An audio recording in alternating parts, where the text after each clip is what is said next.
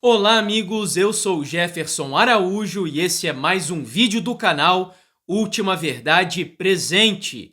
Minha intenção nesse vídeo é apenas considerar alguns aspectos centrais da interpretação dos 7 reis de Apocalipse 17 como 7 papas.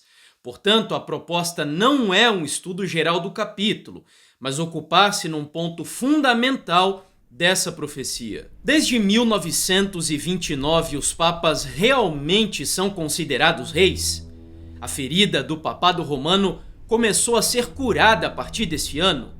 Estaríamos no tempo dos 7 últimos papas antes da volta de Jesus? Para quem não sabe, antes de ser batizado na Igreja Adventista em 2015, durante 10 anos fiz parte de um movimento antitrinitário.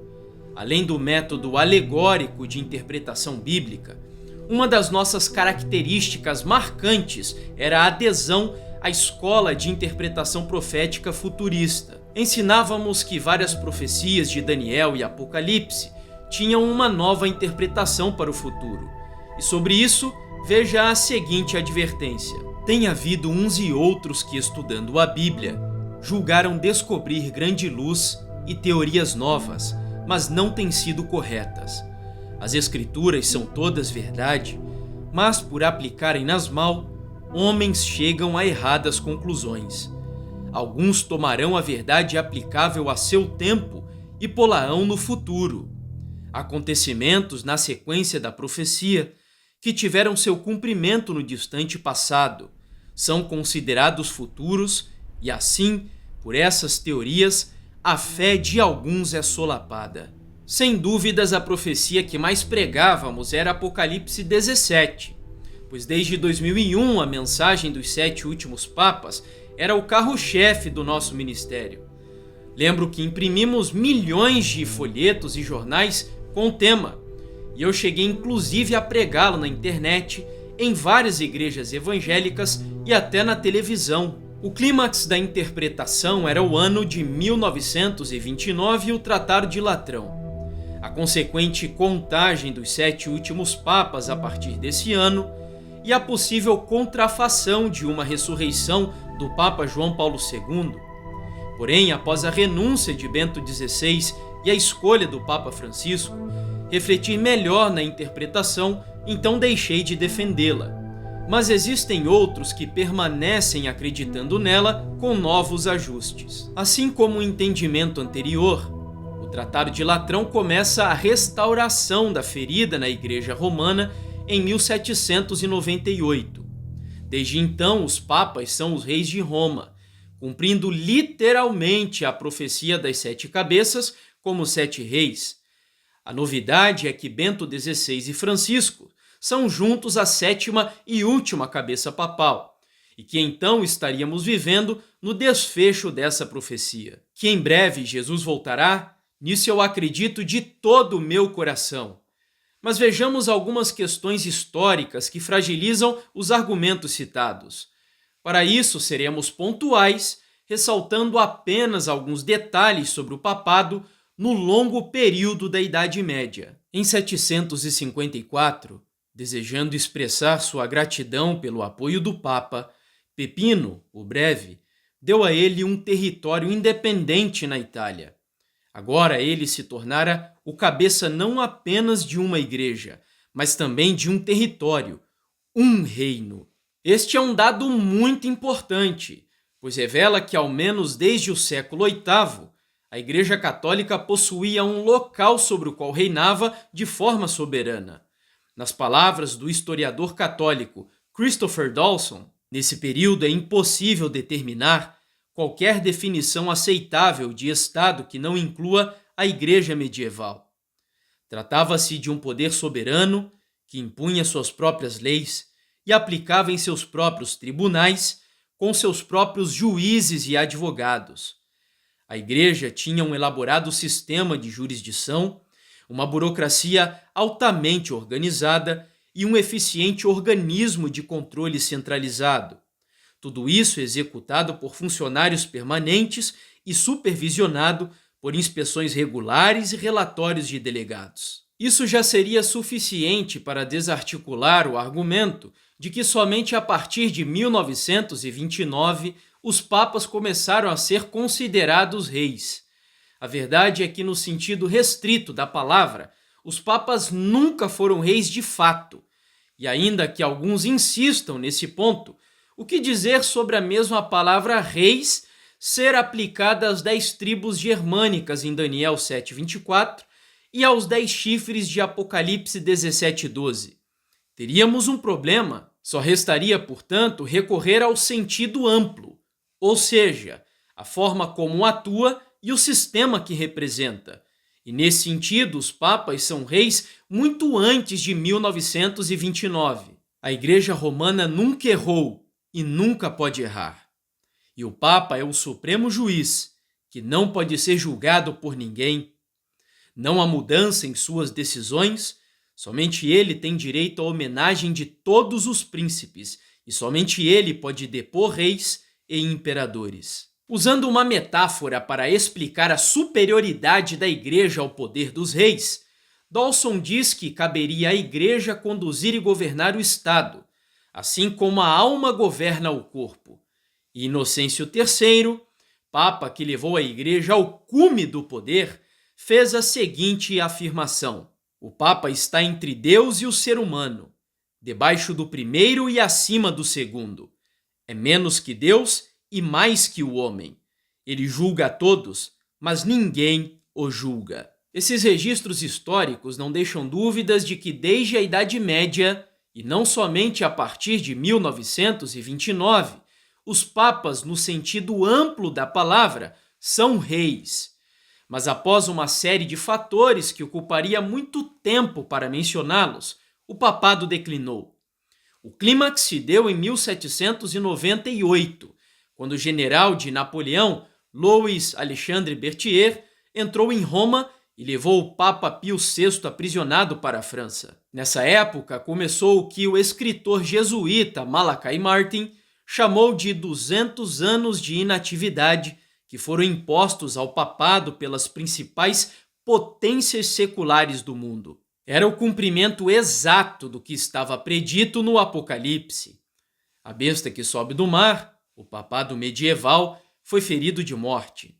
Essa ferida tinha relação com a perda do poder político e civil, enquanto Carlos Magno, rei dos francos, foi o primeiro a ser coroado pelo Papa em 25 de dezembro de 800. Em 1804, Napoleão Bonaparte, imperador francês, coroou-se a si mesmo na presença de um Papa enfraquecido. Era realmente um momento histórico que estava acontecendo. Se alguém leva para cativeiro vai. Se alguém matar a espada, necessário é que seja morto a espada. Aqui está a perseverança e a fidelidade dos santos. De acordo com Romanos 13, a espada representa o poder civil. E segundo as profecias, a mesma espada que o papado usou para ferir os chamados hereges se voltaria contra ele, o poder secular. Agora preste atenção nas palavras significativas usadas pelo Papa Bonifácio VIII em sua famosa bula Unam Sanctam. Uma espada deve estar sob a outra, e a autoridade temporal deve estar sujeita à potestade espiritual. Por isso, se a potestade terrena se aparta do caminho reto, será julgada pela espiritual. Ou seja, desde 1798, a espada temporal saiu do controle da Igreja Romana. Mas a mesma profecia que antecipou a ferida também fala de sua cura. Então, vi uma de suas cabeças como golpeada de morte, mas a ferida mortal foi curada, e toda a terra se maravilhou, seguindo a besta. Para que isso ocorra, só há um caminho: a espada temporal, a autoridade do papado sobre os poderes civis, precisa voltar às suas mãos, assim como na Idade Média.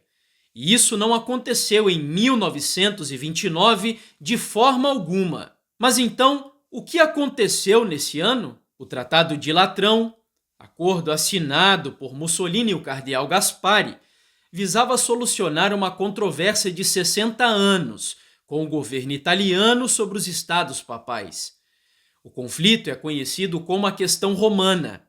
Os documentos assinados em 11 de fevereiro de 1929 atestam o seguinte: o reconhecimento total da soberania da Santa Sé no Estado do Vaticano, uma concordata regulando a posição da religião católica no Estado, uma convenção financeira estipulando que o governo italiano daria 7,5 milhões de liras italianas ao Vaticano como compensação pela perda dos estados papais em 1870. Portanto, o que a Igreja Romana de fato recuperou em 1929, preste atenção, foram bens patrimoniais e financeiros, o território e o poder religioso, não obrigatório e não vinculativo. Então ainda não houve a recuperação da espada temporal, da influência civil que a Igreja perdeu em 1798? Não! Como já foi dito em 1929, foi solucionada a Questão Romana de 1870. Meu propósito não é minimizar a importância do acontecimento, mas tampouco podemos supervalorizá-lo a ponto de se tornar um marco para a contagem dos supostos 7 últimos papas. A profecia e a história não apoiam tal afirmação. Concordo com um comentário bíblico adventista ao dizer que um evento significativo ocorreu em 1929.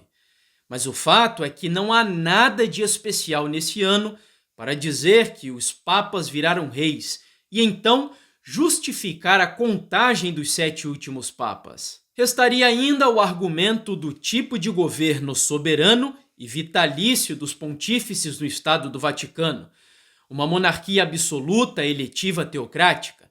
Mas a verdade é que essa condição existe desde o Segundo Concílio de Latrão em 1059. Portanto, o Tratado de Latrão de 1929 não transformou os papas em reis no sentido estrito da palavra.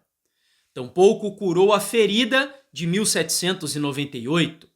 E a condição de rei, no sentido amplo, é algo que se aplica ao papado pelo menos desde 754. Então, interpretar as 7 cabeças da besta de Apocalipse 13 como os 7 últimos papas desde 1929 é um erro muito perigoso. E existem outros ainda nessa interpretação. Para não tornar esse vídeo mais longo do que eu gostaria, vamos encerrar por aqui. E se você deseja que eu grave algo mais sobre esse e outros assuntos, deixe aqui nos comentários. Eu sei que o nosso desejo é saber quão próximo estamos da segunda vinda do Senhor Jesus. E é um dever, é uma obrigação de todo verdadeiro servo de Deus estudar as profecias a fim de entender o tempo que nós estamos vivendo. Mas para fazê-lo, devemos ter responsabilidade, construindo todo o arcabouço de estudo profético sobre uma plataforma segura de interpretação bíblica, respeitando também aquilo que recebemos por parte da orientação profética e o que temos já construído na história da igreja.